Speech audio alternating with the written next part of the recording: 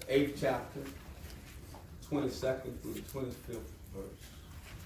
Come on, stand to your feet. Mark 8,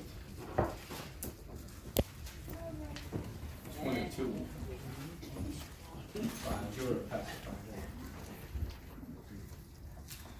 Your Bible should say, and he cometh to Bethsaida.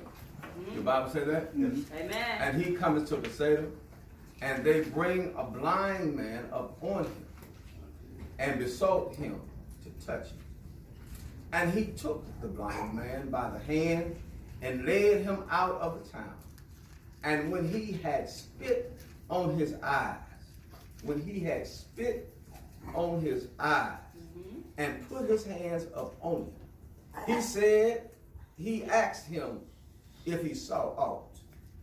And he looked up and said, I see men as trees walking. After that, he put his hand again upon his eyes and made him look up.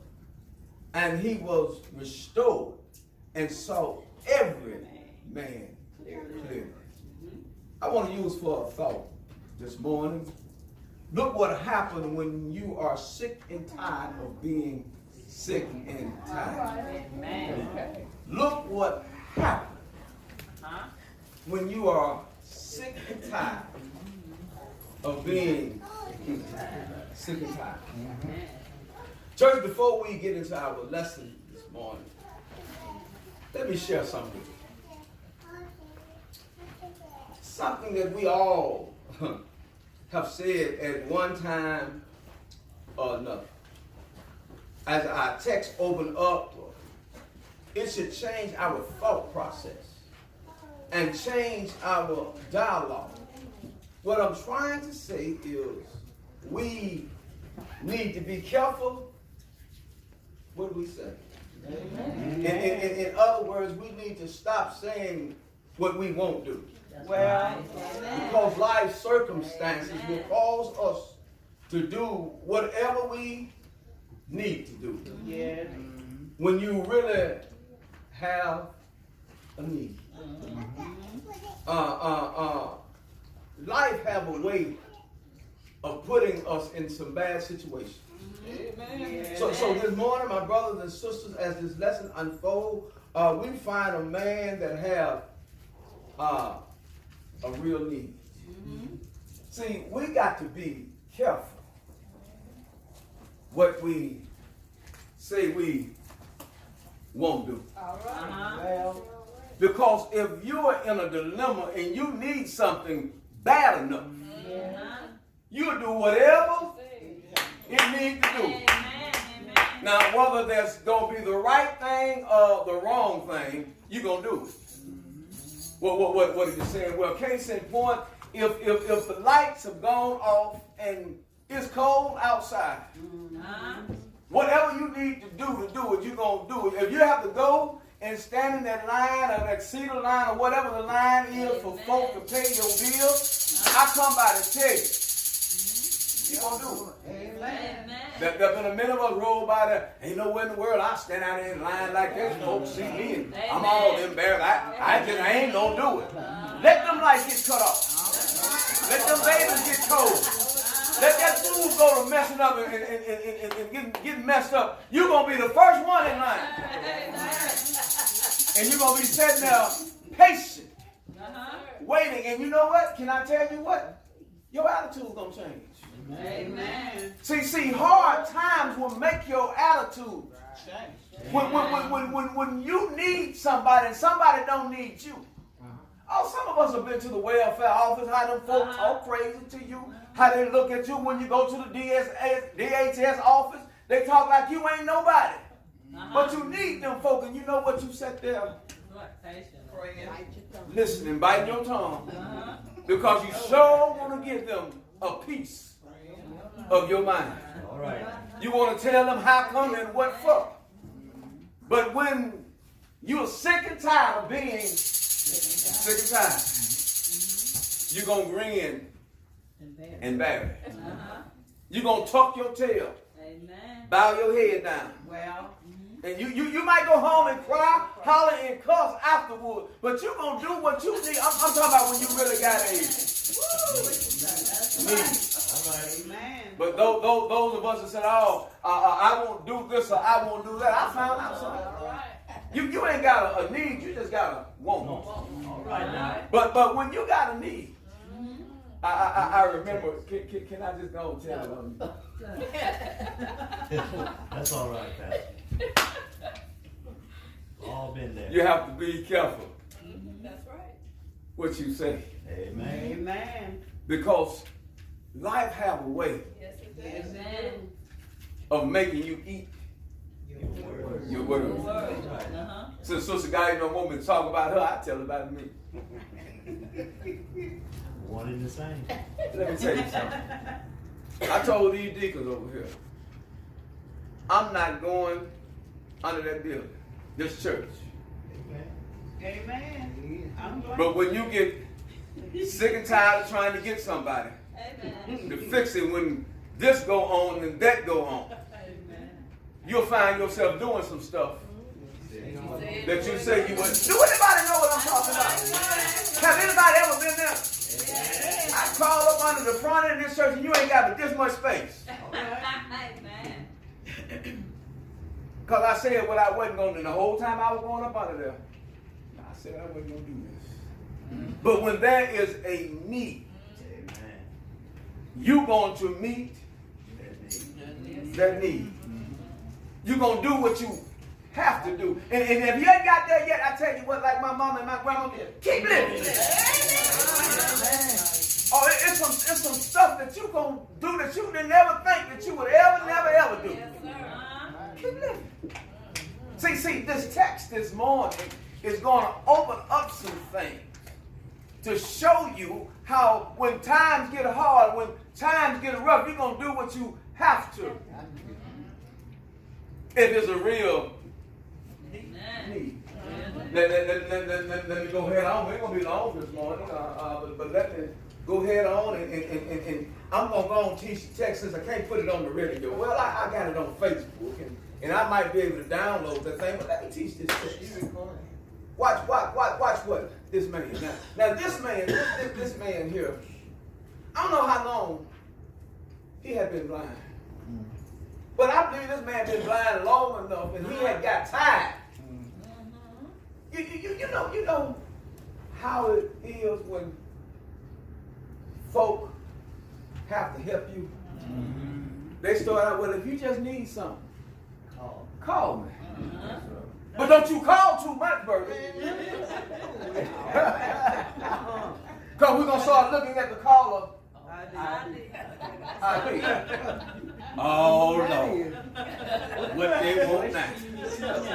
And I just believe in my sanctified imagination, this man had been blind and he couldn't do nothing for himself. And when he get ready to go somewhere, he had to call Ray them. Ray, would you carry me down to the sweat? Then he got tired. And here it is, he's trying to go do something himself. And I got to stop doing this. You know what? Even with your children. Well, After a while, dog, mama, daddy, can't you do that? I don't feel like doing it. They have not thought about how you have watched over them. You have kept them. You spent your last dime on them. You done without yourself. But they forgot about all of that. Come on back, Reverend. Come on back.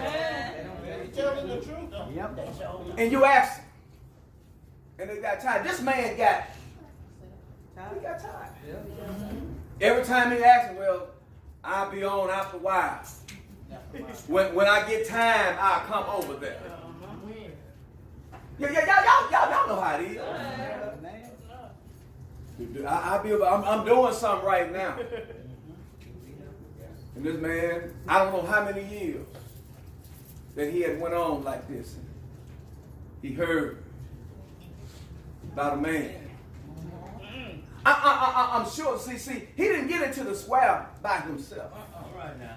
He didn't meet Jesus by himself. And I just believe in my sanctified mind that them was with him. Said, you know what? And they might have just been talking. Boy, that guy Jesus is doing some things. He been healing some folk. He changed water into wine. He was walking one day and touched a deaf ear and he began to hear. He raised the dead. You know what? I bet you he can make you see. I just believe it. And I don't know how many times, every time he went somewhere they carried him. I don't know how many times they had that dialogue with him. And looked like to me, he just said, you know what? I'm going to try it.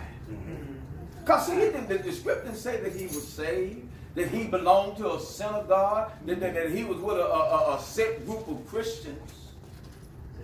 But he just said the man was blind. Amen. He just was blind. Well, look, let's go to the text. This is what the text says. It says that. And they bring a blind man unto him, Jesus. And besought, begged him, touch him. Master, Do something. can I use my imagination? All right. Oh, Master, look, we're tired of Ken. All right. Do something. We can't do nothing ourselves. All right. Will you please? Please. Would you pretty please with honey on top? See, we heard about you. Oh, I see him. We heard about you, and we know that you can do it. Would you just touch him? And watch this 22, what 23 says. And he took the blind man by the hand. You notice that he took him away from them. See, you can't do a whole lot with other folk because, see, when you're trying to do somebody else, so-and-so, and so, you got too much stuff going on in your ears. And somebody else thinks they can do just as much as you can do. So you can't do, so I see Jesus say, come on. This man didn't know him, but he was tired. And I imagine in his mind, he said, boy, you know what, if he could heal me, I could go here by myself. Turn the heat down, please. If you heal me, I can do this. I can do that by myself. I won't have to call Ray no more. I ain't got to do this. Well, and he said, look, whatever. You tell me to go. See, when you got a need, when you're sick and tired of being sick and tired, you'll do whatever you got. You'll go wherever you got to go. You know, there was one man, he told him to go dip in the Jordan. Put some mud on him. Spit in the hand and made a salve and put some mud on it. This man. Now listen to the text. It's something else. It said he.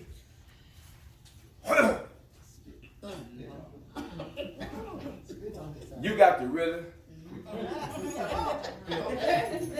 I got to really be sick and tired. I got to be at the bottom. Make me whole. You're going to spit.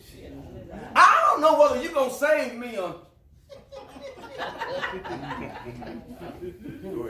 I can't see you. But I hear hi. And you spit. He didn't spit on the head. Didn't hit on the jaw. He was straight and spit in his eyes.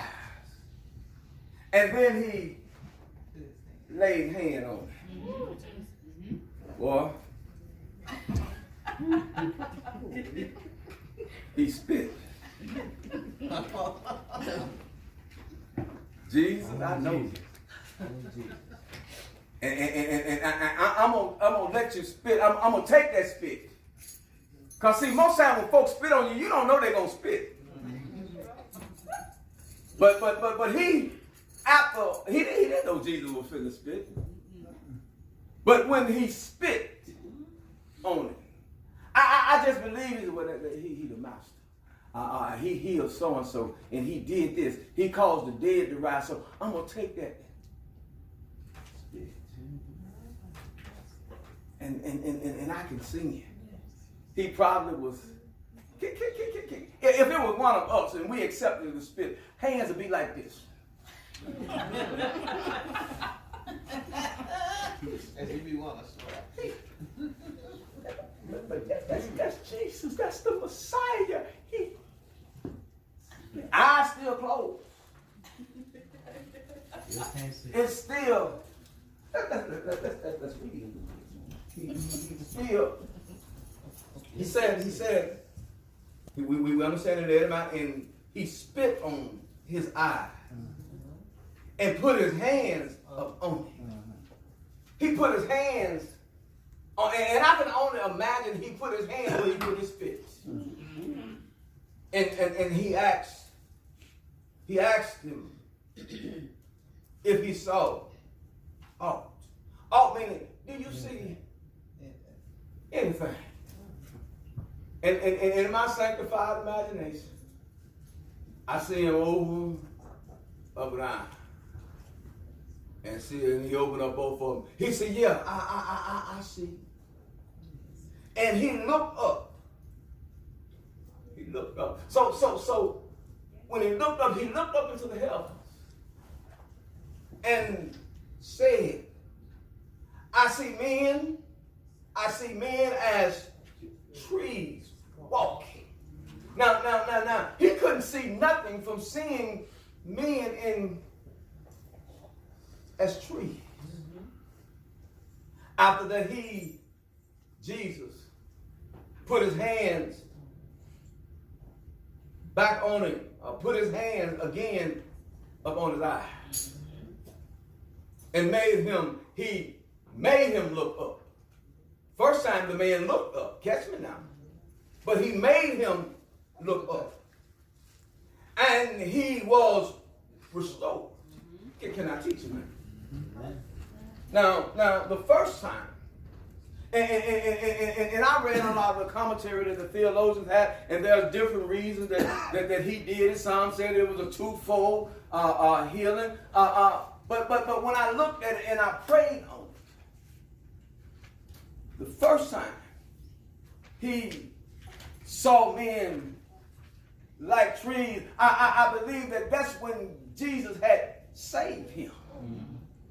And the second time, the Bible said he was restored. He saved me now. He restored me back to what I should have been in the beginning. He restored me back to being a child of the King. Amen. See, I can see the man now. Uh-huh. As he was restored. See, when I'm restored, I change. Yeah. When I'm restored, my walk is different. When I'm restored, I talk different. When I'm restored, I live different. When I'm restored, I tell the dying world about the risen Savior who saved. Yes. Amen. When I'm restored, Uh-huh. I'm not in a pity party. Uh-huh. When I'm restored, I'm walking around and I'm telling folk about what he had done. He said, don't go tell nobody. But when you have been blessed, by the best, Yes, sir. you don't want to tell it, but you just got to tell them. When I can imagine when he went back home in my sanctified mind, he had went there to the square blind. But when he was on his way back home, he could see. I can see him looking around and seeing how bright the sun really is, seeing how the trees are, seeing what colors this is and what color that. I can see it. And somebody had to ask him. Somebody had to ask him, where are you looking? You can't see. He said, oh yeah, I once was blind. Now. See, we had to touch, and he restored us. We once was. Thank you. Oh yeah, we was blind because we lived in the world. We was blind, we was doing the things of the world. But when he touched us and he restored us, we began to see a new way. When he touched us and restored us, we began to see who he really is. Yes, really. We began to see that he's our Savior, that he saved us. We began to see he's our healer. He healed us. We began to see that he's our deliverer. He delivered us. Once we got restored, church, we realized that he's our battle axe in time of war. When we got restored, church, we realized that he was bread to us when we was hungry. We realized he was water to us when we was thirsty. Thank you, He was a shield Thank you, In Lord. time of war. I come by to tell you, I'm so glad, church, that I was sick and tired. I got sick and tired. And when I was sick and tired, I had to do something different. When you were sick and tired, you had to do something different. You had to forget about your friend. You had to forget about what folk were saying and start looking to the hills from which cometh not some of your help, but all of your help. And when your help came, you began and said, Father, I stretch my hand to thee. No other help that I. And then all of a sudden, things begin to change in your life. You begin to be new all over again. As the song said, you looked at your hands and your hands was new. Looked at your feet and they was too. Oh, you had a new attitude. Oh, I come by to tell you, when you get sick and tired, look what happens to you when you get sick and tired. You change your mind. You will do what you could not do. When you change your mind, you say, listen, for God I live now. And for God I die. Come on, give him a hand clap.